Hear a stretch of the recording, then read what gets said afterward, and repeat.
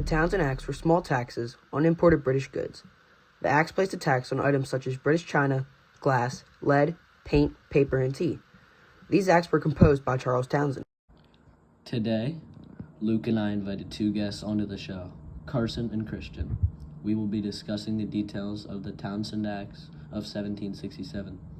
These acts are infamous, and well, we have lots to go over, so let's dive into this. So Carson, who was Charles Townsend, and why did he create the Townshend Acts? Townshend was born in August 1725 and served as the Chancellor of the Exchequer.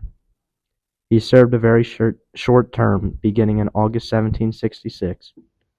During his term, he imposed these acts because he believed the colonists would be willing to pay them. Since these goods were imported from Britain, Townsend thought it would be hard for the colonists to produce these items on their own.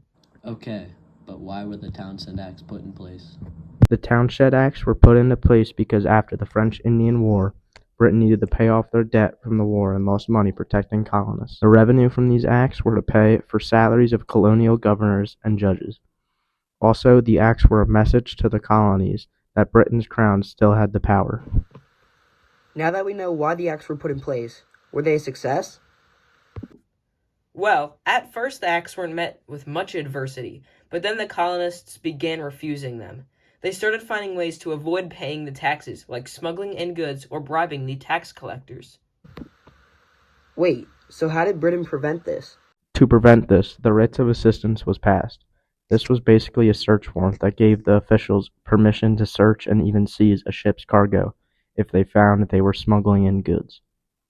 This angered the colonists because it was unconstitutional and unlawful. Retaliation was delayed, but feedback on the acts became negative over time. Right, John? Yeah, how did the colonists retaliate, though? As the protests, petitions, and negative feedback on the acts worsened, one of the biggest retaliations of these Townshend Acts found its way to Britain. John Dickinson, under a pen name, wrote essays to strategically work against the British government. Letters from a Farmer in Pennsylvania was his essay name and series. Yeah, I've heard about that before. They promoted the boycott of British goods, right? Yeah. Other acts of protest against the Townshend Acts were petitions, notably Massachusetts' petition to King George as they looked to repeal the acts. Also, the Liberty Song was a protest over the Townshend Acts, written by John Dickinson. It seems as Dickinson really helped the revoking of the acts. It was a team effort of the colonies, but one of the later realizations over the acts was the Sons of Liberty. This was a secret society of American business leaders who not only protested against the acts and signed petitions, they also came up with the known phrase against the Townshend Acts, no taxation without representation. Interesting. So how did the Sons of Liberty continue to secretly fight the acts? Along with their phrase, 24 towns in Massachusetts, Connecticut, and Rhode Island agreed to boycott British goods in January of 1768. Colonists also began vandalizing stores that were selling these British goods. With an exception of fishing, hooks, and wire, New England merchants agreed to not import British goods for the following year. They only imported the necessary goods. So what did they do about all the other goods? Well, they got their necessities from Britain, and colonial America still had lots of resources and goods at their access. Yes, and much like the later Tea Acts, portions of the act ended up being repealed, but this further harmed colonial shipping. Alright, so we know the Townshend Acts were not received well by colonists, but what would result from the acts? With the Sons of Liberty boycotting the majority of British goods being taxed and imported to their colonies, Britain knew they had to crack down and show their colonies they still had control. You could argue the American Revolution was beginning to take form here. For sure, and along with all of New England failing to accept many British goods, New York boycotted goods in April 1768, except this time they had an even more restrictive agreement. In response to growing boycotts, Britain sent their troops to the colonies. How did colonists react to the troops and soldiers being in their colonies?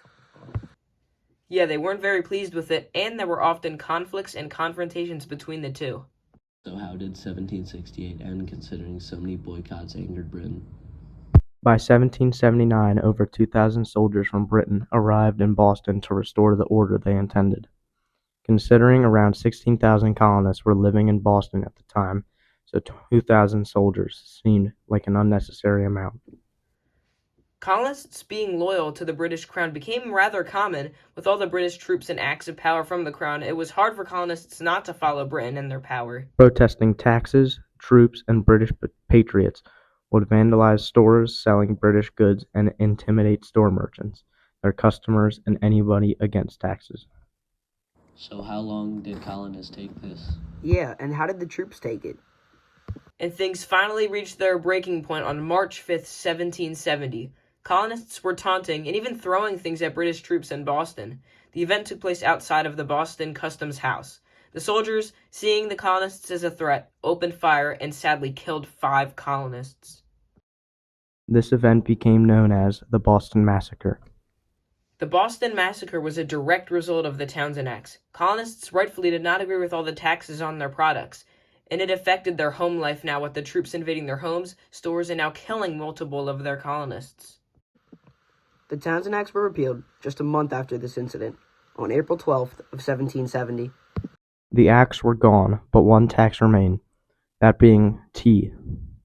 Tea would remain a contributing factor to the Boston Tea Party of 1773, and later another event leading up to the Revolutionary War. So how does all this lead up to the Revolution?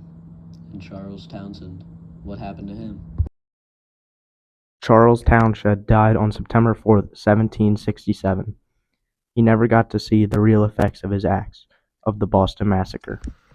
The Townshend Acts were one of the main points of how the Revolutionary War began. They proved that Britain wanted to keep their colonies under control and wanted them to stay part of their empire. But these 13 colonies grew strong. In conclusion, the Townshend Acts were one of many tax acts Great Britain placed on their colonies in the 1760s.